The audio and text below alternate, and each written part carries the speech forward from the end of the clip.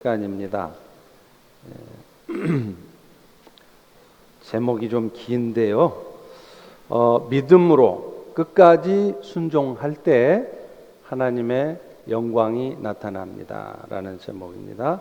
로마서 4장 2절 3절 17절에서 20절까지입니다. 교독해서 한번 읽겠습니다.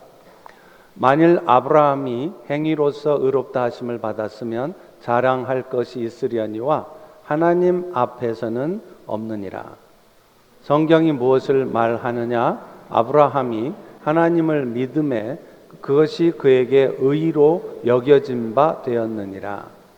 기록된 바 내가 너를 많은 민족의 조상으로 세웠다 하심과 같으니 그가 믿은 바 하나님은 죽은 자를 살리시며 없는 것을 있는 것으로 부르시는 이시니라. 아브라함이 바랄 수 없는 중에 바라고 믿었으니 이는 내 후손이 이 같으리라 하신 말씀대로 많은 민족의 조상이 되게 하려 하심이라. 그가 100세나 되어 자기 몸 죽은 것 같고 사라의 태가 죽은 것 같음을 알고도 믿음이 약해지지 않고 믿음이 없어 하나님의 약속을 의심하지 않고 믿음으로 견고하여져서 하나님께 영광을 돌리니라. 아멘. 서울구치소의 교도대장이었던 박효진 장로는 참 재밌는 말을 했습니다. 감옥 안에 있는 사람들은 들킨 도둑이고 감옥 밖에 있는 사람들은 안 들킨 도둑이라는 것입니다. 정확한 표현인 것 같습니다. 우리가 지난 시간까지 살펴왔던 로마서 1장에서 3장까지 말씀의 결론도 모든 인간은 죄인이라는 것이었습니다. 정말로 죄악된 삶을 살아서 감옥에 가 있는 사람들이나 겉으로 보기에는 멀쩡해 보이는 사람이나 모두가 그 마음이 부패해 있어서 하나님 앞에서는 죄인이라는 것이죠.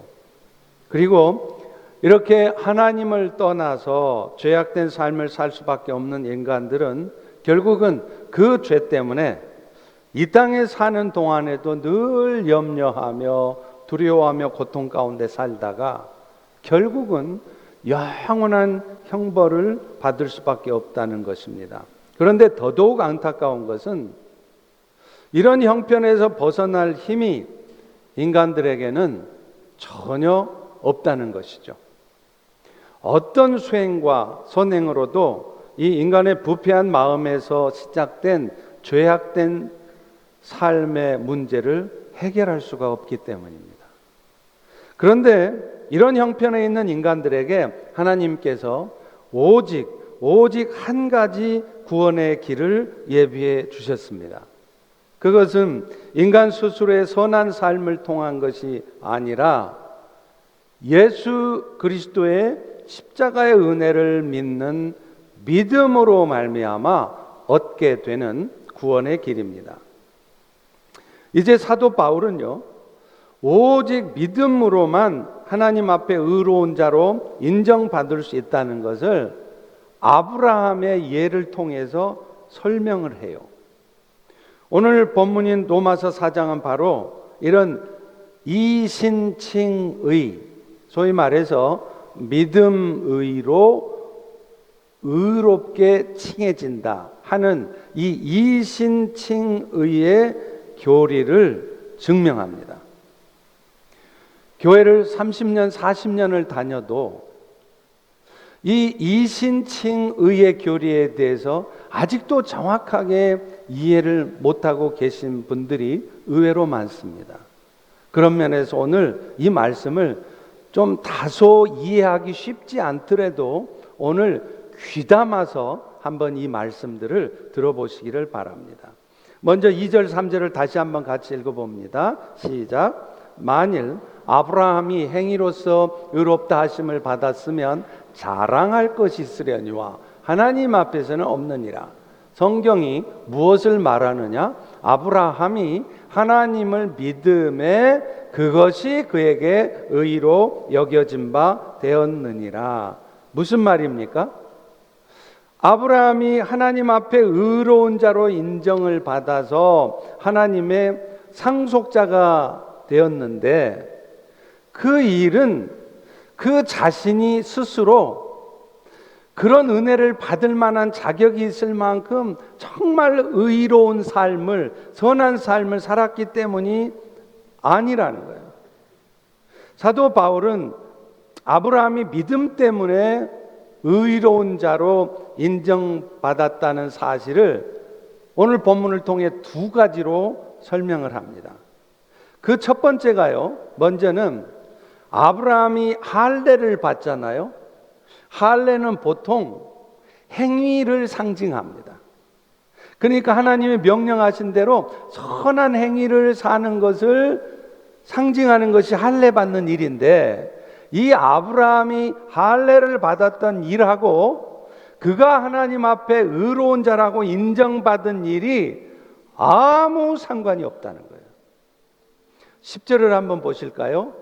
그런즉 그것이, 그러니까 아브라함이 하나님 앞에 의롭다고 인정을 받았는데, 상속자가 됐는데, 그것이 어떻게 된 거냐? 할례 때냐 무할례 때냐?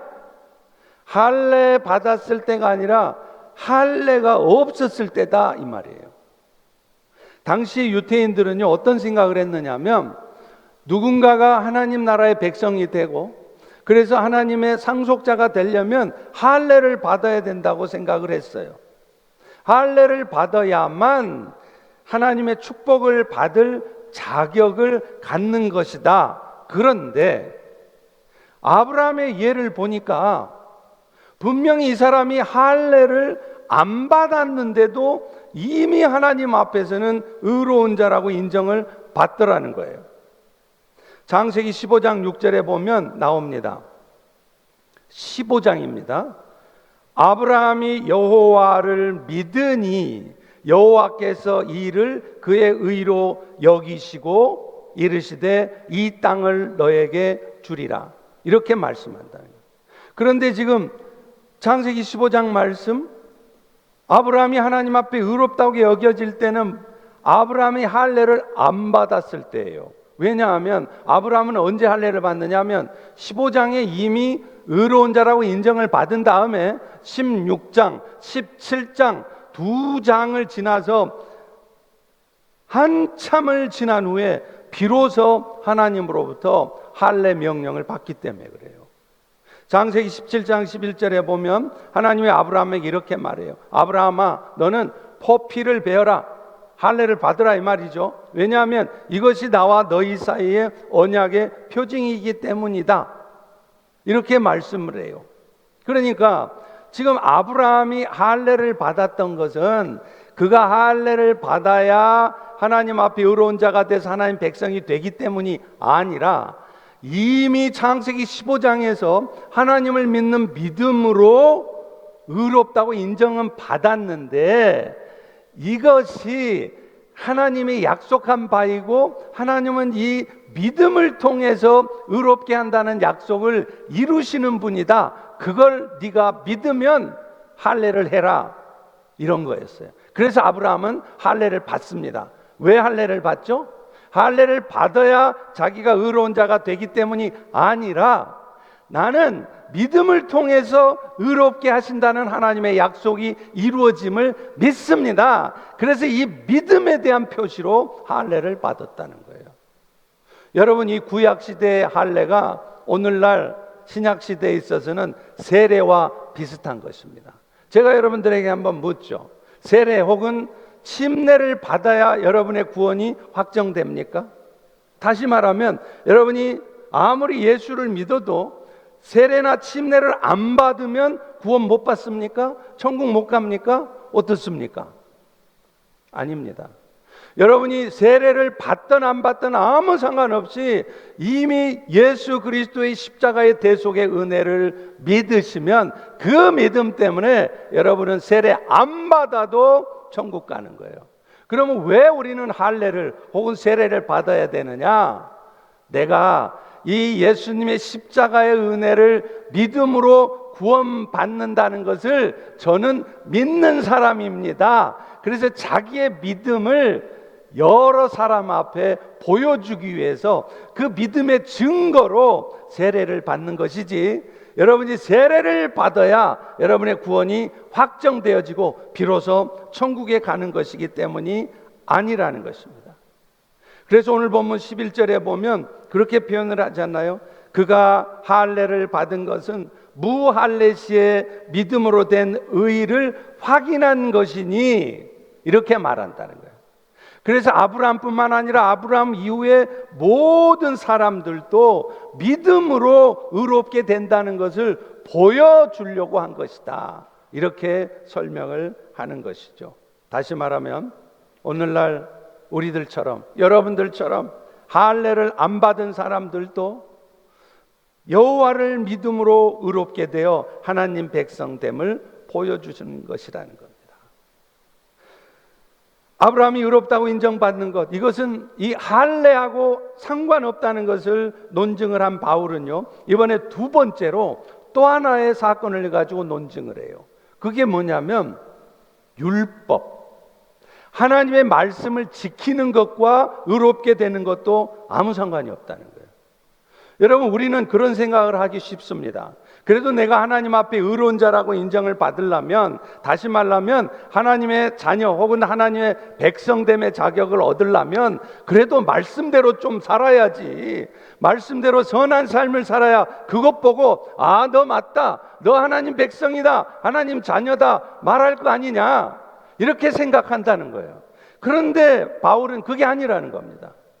율법 지키는 거하고 하나님 백성 되는 거하고 여러분이 구원받는 거하고는 아무 상관이 없다는 거예요. 그걸 어떻게 증명을 하느냐? 13절을 같이 한번 읽어보겠습니다. 시작. 아브라함이나 그 후손에게 세상의 상속자가 되리라고 하신 언약이 율법으로 말미암은 것이 아니요 오직 믿음의 의로 말미암은 것이니. 여러분, 율법이 언제 나왔습니까? 모세가 하나님으로부터 율법을 받은 것은요, 놀랍게도 아브라함이 이미 하나님 앞에 의롭다함을 인정받은 후에 430년이 지나서 율법을 받아요. 그런데 어찌 율법을 지켜야 하나님 앞에 의롭다 된다라고 말할 수 있겠냐는 거예요. 아브라함이 의롭다함을 인정받아 하나님의 자녀가 되고 백성 된 거, 이거는 율법 지키는 거하고는 아무 상관이 없어요. 왜냐하면 아브라함 후에 430년이나 지난 후에 율법이 나왔는데 아브라함이 430년 후에 나타날 그 율법을 무슨 수로 지킵니까? 그러니까 아무 상관이 없다는 겁니다.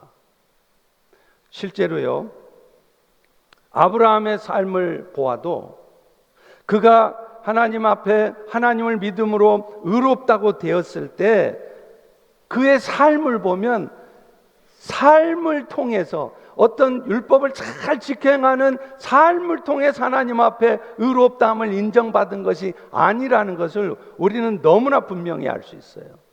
여러분, 창세기 15장에 이미 아브라함은 하나님 앞에 의로운 자 인정받았습니다. 그런데 그가 무슨 짓을 하느냐면요, 창세기 12장에 보면 하나님은 아브라함에게 약속의 땅인 가나안에 가라 그래요. 그런데요, 아브라함은 약속의 땅인, 축복의 땅인 가나안에 갔더니 자기 생각에는 하나님이 말씀하신 약속의 땅이라면 농사도 잘 되고 먹고 살기도 편안해지고 그럴 줄 알고 가나안을 갔어요. 갔더니 막상 그 땅에 기근이 있는 거예요. 흉년이 있는 거예요. 그래서 잘 먹고 잘 살기는커녕 오히려 굶어 죽기 딱 알맞게 되었습니다. 자, 그럴 때 믿음의 조상이라고 하는 아브라함은 어떻게 반응을 합니까? 금방 애굽으로 내빼는 거예요. 하나님이 약속하신 축복의 땅, 그거 말뿐이구만. 하나님 말씀대로 잘 살면 축복을 주실 거라고? 다 거짓말이구만. 그러고서 그는 자기 생각대로 당장에 먹고 살 일이 막막해지니까 애굽으로 내빼는 거예요. 여러분, 이게 바로 믿음의 조상이라고 하는 아브라함의 처음 모습이에요. 여러분, 적어도 이런 아브라함의 모습을 보면 차라리 제가 아브라함보다 나은 것 같아요. 만약에 저한테 하나님이 이런 약속을 해서 너 그 땅으로 가라 하셨으면, 막상 그 땅에 가봤더니 좀 먹고 살기 힘들고 어렵고 힘든 일이 있어도 하나님이 약속하신 땅이라면 좀 견뎌보자, 여기 좀 더 있으면 하나님이 도와주시고 책임져 주시겠지, 그런 믿음으로 저는 버텨볼 것 같아요.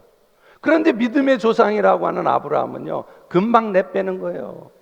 애굽으로 가서 당장에 먹고 살기 힘드니까 그곳에 가서 살아보려고 내빼는 게, 이게 믿음의 조상 아브라함이에요. 그뿐입니까? 아브라함은요, 애굽으로 내려가서도 말도 안 되는 파렴치한의 모습을 보입니다. 여러분 아시다시피 아브라함의 아내가 사레가 좀 이뻐요. 참 이쁘잖아요. 그런데 아브라함이 아내와 함께 애굽을 내려갔더니 애굽의 바로 왕이 아브라함의 아내 사레를 보고 마음에 들었어요. 그래서 아브라함한테 묻습니다. 아브라함아, 저 사레가 누구냐? 이 말은 무슨 말이에요? 나 저 사레가 내 마음에 든다, 이 말이에요. 그 말을 들었을 때 아브라함은 생명의 위협을 느낍니다. 만약에 저 사레가 내 아내라고 말한다면 바로왕은 틀림없이 힘을 사용해서 나를 죽이고서라도 저 아내를 취할 거다. 그러면 내가 살 길은 뭐냐? 사레가 내 아내라고 말하면 안 되는 거예요. 그래서 아브라함이 뭐라 그럽니까? 사레는 내 누이입니다, 이렇게 말해요. 그런데 여러분, 아브라함이 사레가 자기 누이라고 말할 때 만약에 그렇게 말하면 바로 왕이 자기 아내 사레를 데려다가 무슨 짓을 할 줄을 몰랐을까요? 그러면 바보 멍청이죠. 뻔히 알잖아요. 그래도 아브라함은요, 당장에 사레가 자기 아내라고 했다가는 자기 생명이 위태로울 것이 무서워서 세상에 아내를 누이라고 말합니다. 그리고 그 누이가 바로한테 잡혀가면 무슨 짓을 당할지 뻔히 알면서도 그를 보내요. 자, 그런데요, 이 파렴치한 아브라함은 그 정도가 아니에요. 나중에 바로가 귀한 동생 보내줘서 고맙대, 그러고서 은과 금을 풍성하게 보내줬어요.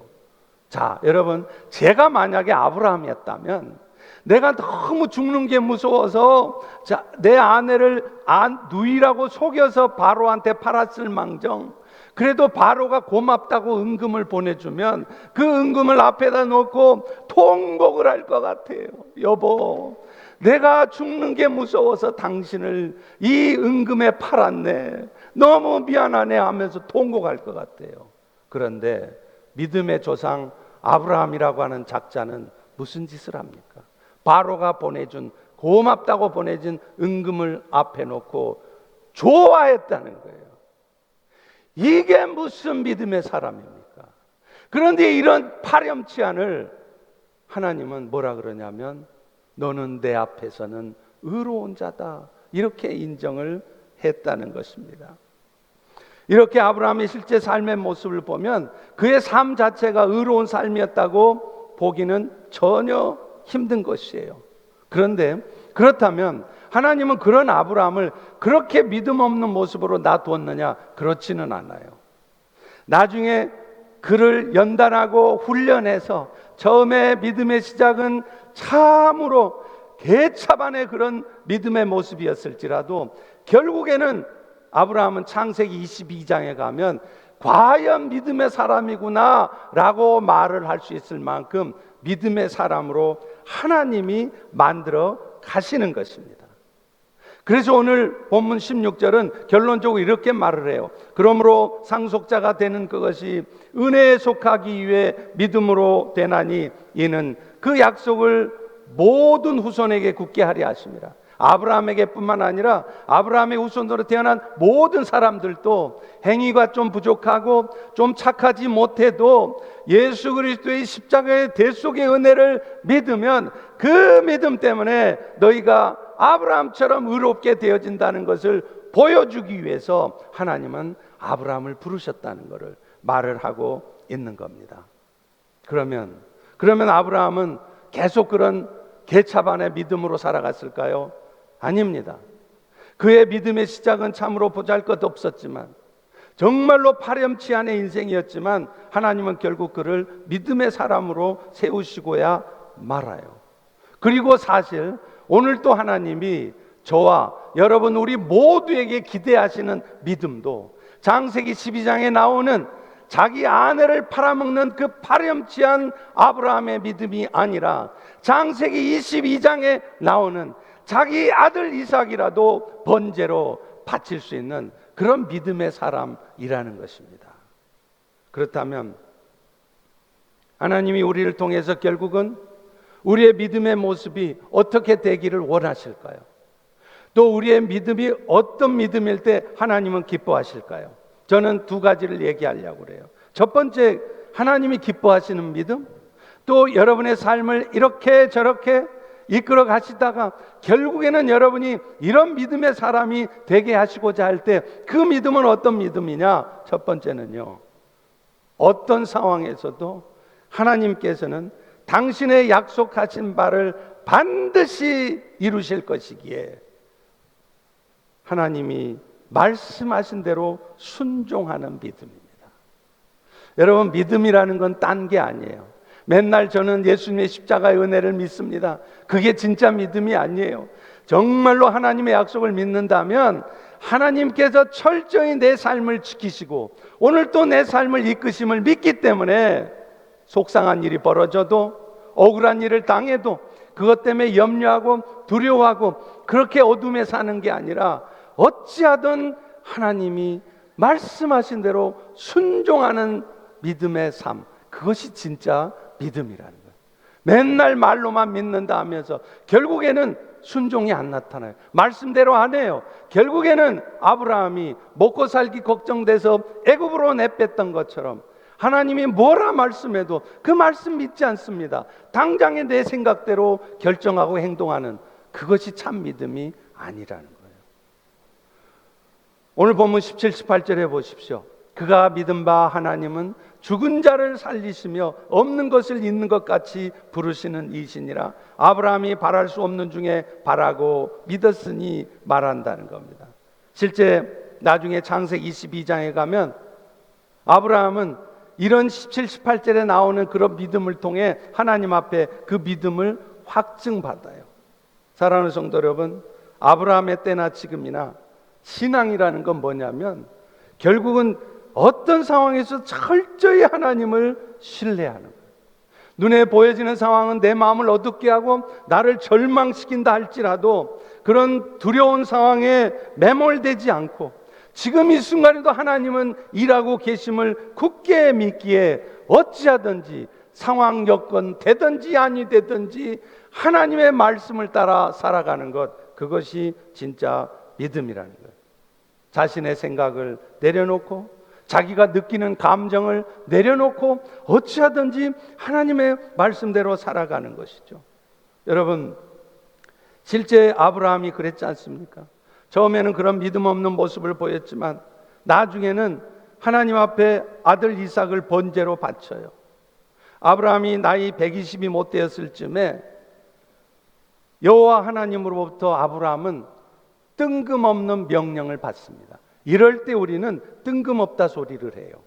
아니, 세상에 나이 100살이 돼서 허락하셨던 아들 이삭을 주실 때는 언제고 그 아들 이삭을 번제로 바치래요.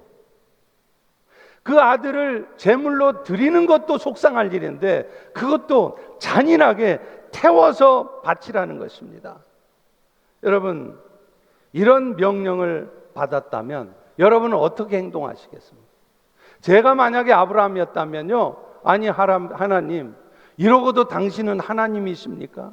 당신은 사랑의 하나님이시라면서요. 아니, 무슨 사랑의 하나님이 하나밖에 없는 아들 이삭을 그것도 번제로 바치라 그럽니까? 나 그런 하나님이라면 나 안 믿습니다. 그런 교회면 나 안 나갑니다. 이랬을 것 같아요. 그런데 아브라함은 그런 하나님의 명령을 받고 어떤 반응을 보이죠? 창세기 22장 3절에 보면 아브라함이 아침에 일찍 일어나 나귀의 안장을 지우고 아침에 일어나서도 이게 분명히 하나님의 명령이 맞나? 내가 혹시 잘못 들은 것은 아니요? 하면서 미적미적대고 주저하는 게 아니라, 목사님 한 일주일만 말미를 좀 줘보세요, 기도 좀 해볼게요, 그러는 게 아니라 하나님이 명령하시니까 하나님은 항상 옳습니다. 하나님은 항상 선하십니다. 그러니 내가 이해가 안 되지만 하나님이 선하신 하나님임을 믿기에 나는 말씀대로 순종합니다 하고 아침 일찍 일어나서 나귀의 안장을 얹습니다. 여러분, 이것이 바로 믿음이라는 거예요. 그렇다면 아브라함이 이렇게 즉각적으로 순종할 수 있었던 이유가 뭘까요? 결국은 하나님을 향한 믿음 때문이에요. 그래서 이런 아브라함의 믿음을 히브리서 11장 19절은 이렇게 쓰고 있지 않습니까? 그가 하나님이 능히 이삭을 죽은 자 가운데서 다시 살리실 줄로 생각한지라.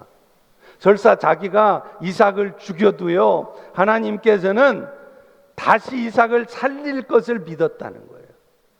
왜냐하면 자기가 100살이나 돼서 사라의 나이 90이 되었을 때도 이삭을 얻게 하신 하나님이시라면, 그 전능하신 하나님이 내가 이삭을 죽여도 다시 살리지 않겠느냐, 그걸 믿었던 것입니다. 여러분, 이것이 진정한 믿음이라는 거예요. AD 251년에 이교도들과 그리스도인들 모두를 죽음으로 몰아갔던 전염병이 있었습니다. 오늘날 이 코비드 같은 사태 정도는 아니었던 것 같아요. 전 세계적인 전염병은 아니었습니다. 그러나 이 AD 251년의 전염병이 역사 기록에도 분명히 나옵니다. 그래서 상당수의 사람들이 이 전염병 때문에 죽었습니다. 이런 상황에서 초대교회 교부였던 키프리아는 무슨 말을 하느냐면, 이런 때일수록 우리 그리스도인들은 하나님의 부르심에 충실해야 합니다.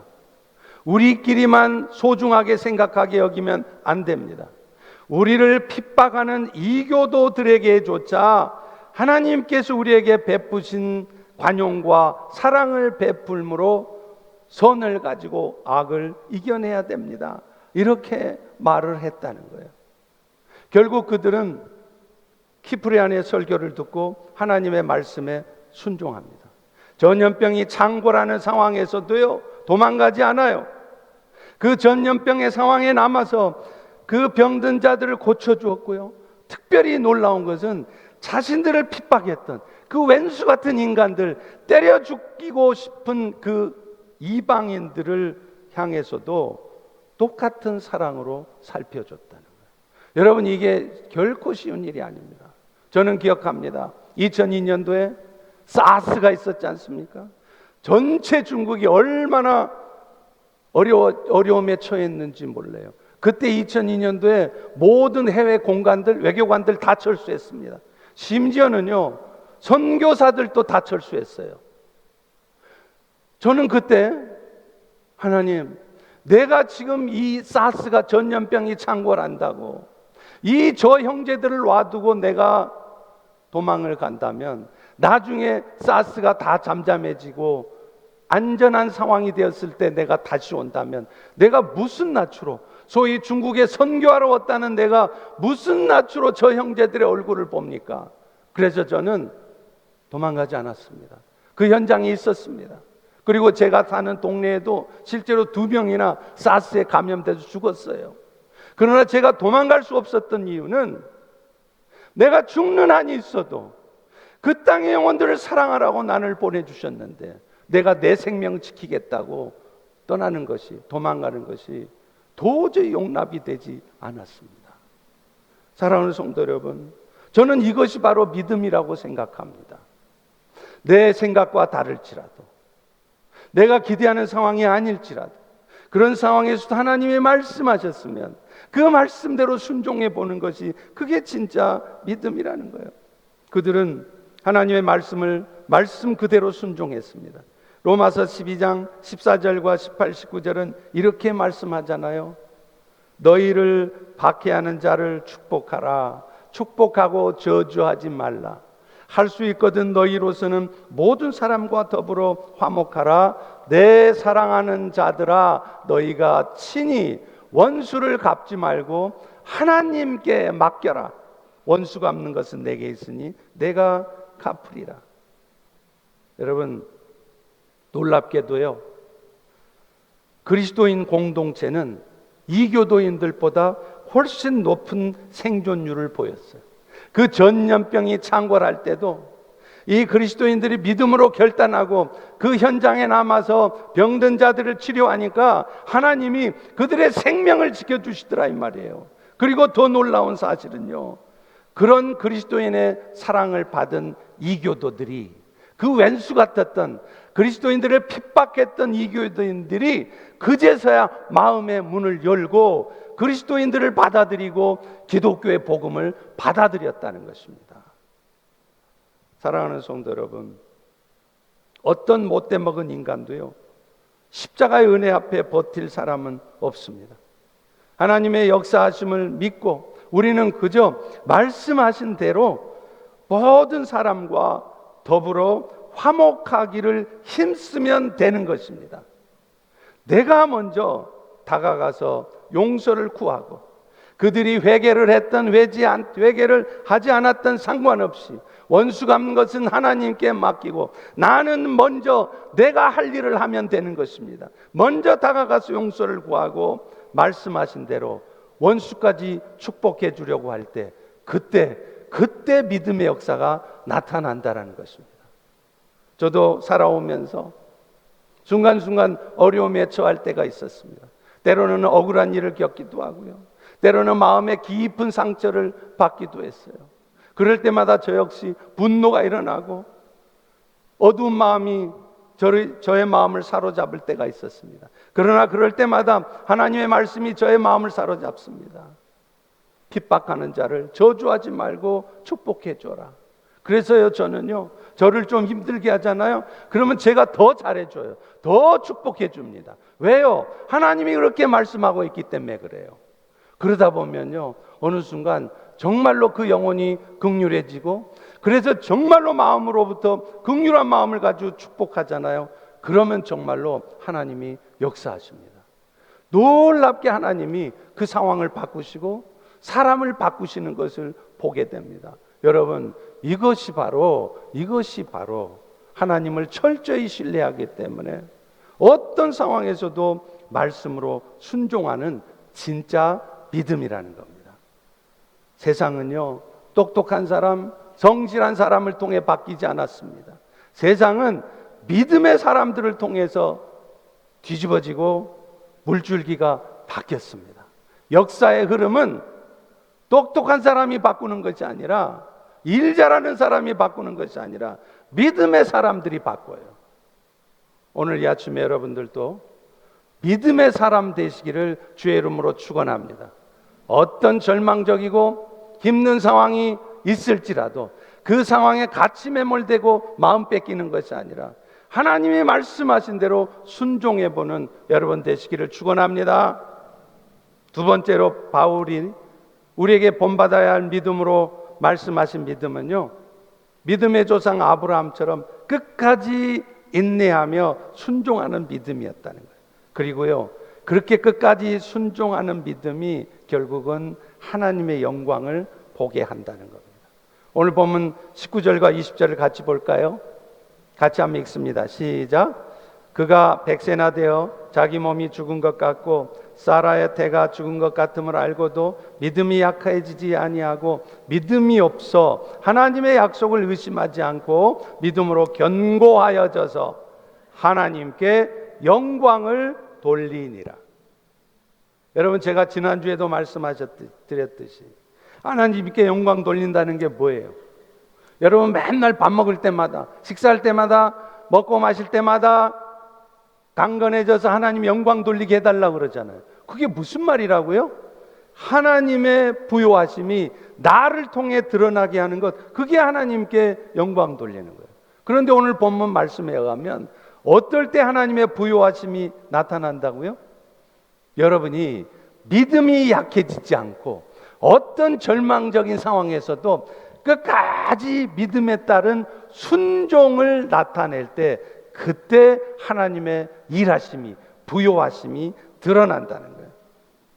여러분, 오늘 본문에 등장하는 아브라함은요, 사람 생각으로는 도저히 이루어질 수 없는 상황에도 하나님의 놀라운 은혜 역사를 경험했어요.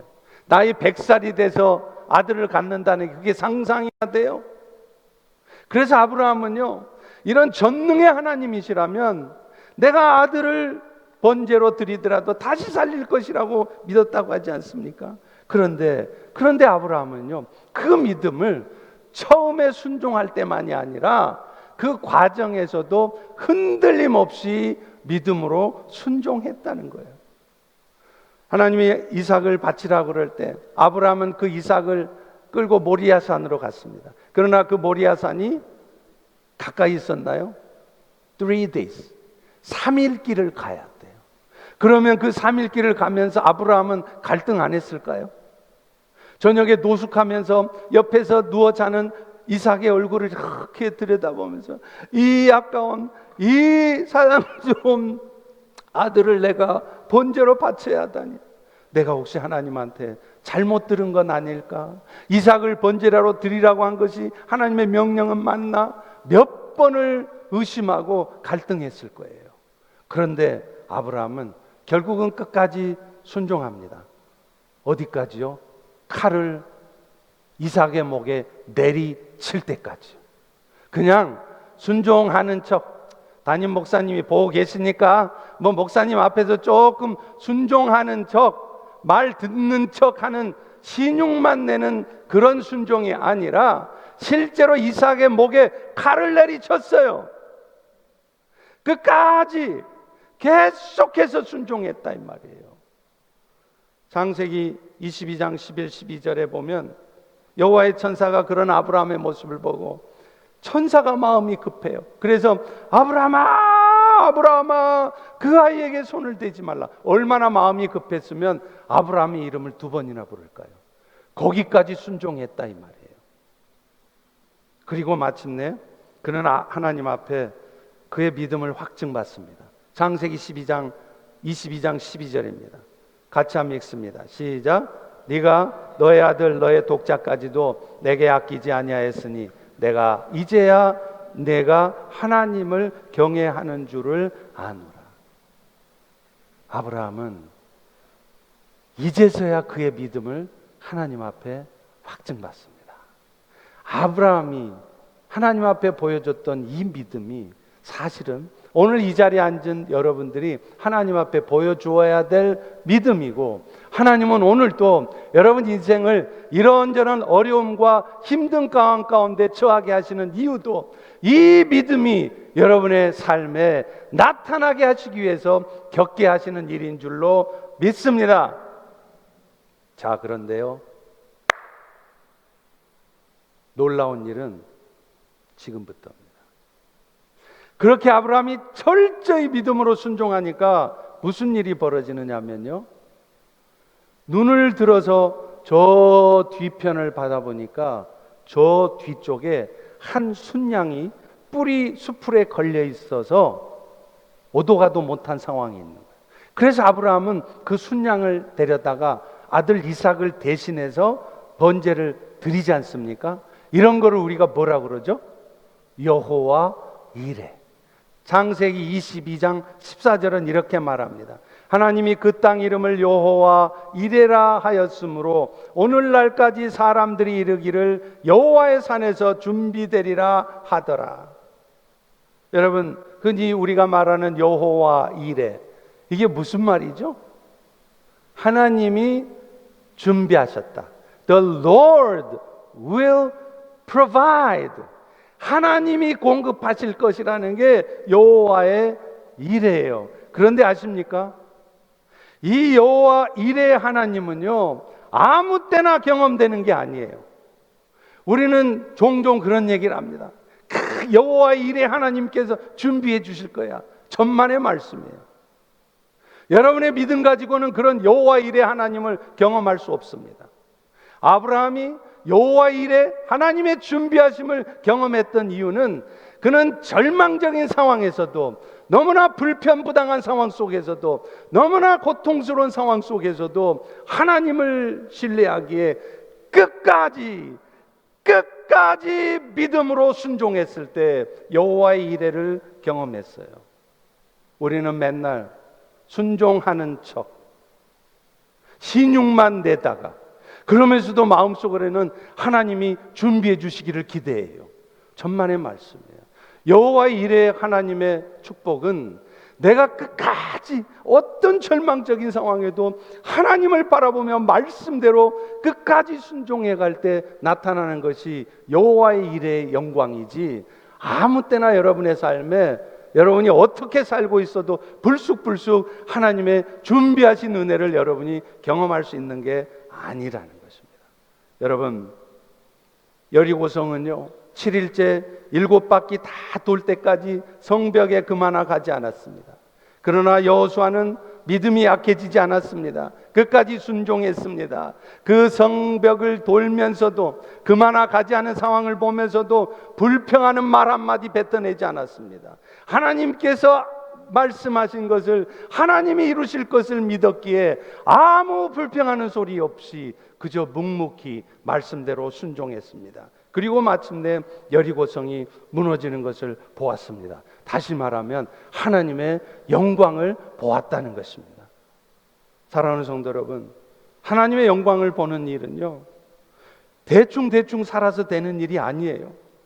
그야말로 절망할 수밖에 없는 상황에서도, 상황은 하나도 안 바뀐 상황에서도, 어쩌면 사탄의 역사로 상황이 더 안 좋아진 것 같을지라도 끝까지 주님을 바라보는 것입니다. 그래서 끝까지 순종하는 것입니다. 그럴 때 여호와의 영광이 나타나는 것입니다. 말씀을 맺습니다. 얼마 전에 아프리카의 콩고 공화국에 단기 선교를 다녀왔던 분의 놀라운 간증을 들었어요. 이 단기 선교팀이 이 아프리카 콩고에 가서 현지인들하고 단기 선교를 가서 현지인들하고 성찬식을 진행하는데요. 우리도 좀 이따 성찬식 진행하잖아요. 근데 이 성찬식을 진행하는데 귀신 들려있던 형제 하나가 그 성찬식에 참여하는 가운데 귀신이 쫓겨간 거예요. 얼마나 놀라운 일입니까? 그런데 이 귀신이 쫓겨나간 형제가 집에 가서 이걸 간증을 하는 거예요. 얼마나 놀랐겠습니까? It's amazing. 하나님 역사를 간증을 했어요. 온 집안 식구들을 다 모아놓고 내가 이렇게 하나님의 은혜로 이 귀신이 나갔다고. 그런데 그 자리에 그 이야기를 듣던 할머니가, 오래전부터 앞을 잘 못 보시던 할머니가 그 소리를 듣고 자기도 그런 하나님이라면 내가 하나님께 도우심을 구하겠다고 기도하다가 그 할머니의 눈이 떠졌습니다. 할렐루야. 안 믿기십니까? 이 기적 같은 일들이 오늘날에도 여전히 있단 말이에요. 여러분 잘 아시잖아요. 사랑의 원자탄이라고 하는 손양원 목사님이 비난 시절에 부산에서 집회할 때입니다. 이렇게 말씀이 선포되고 있는데 저 뒤에서 웅성웅성하는 거예요. 몇 사람들이. 보니까 뭐냐면 소경이 말씀이 선포되고 있는데 뭐 예수의 이름으로 명령하노니 눈을 뜰지어다 이런 것도 안 했어요. 그냥 말씀이 선포되고 있는데 저 뒤에서 소경이 눈을 떴습니다. 그때 손양원 목사님 뭐라고 그러신지 아세요? 할렐루야 하나님을 찬양합니다가 아니라 그 조용히 좀 하시오. 소경이 눈 뜬 것이 무슨 대수로운 일이라고 시끄럽게 떠드느냐고 말씀이나 들으라고 했단 말이에요. 여러분 이게 진짜 믿음이에요.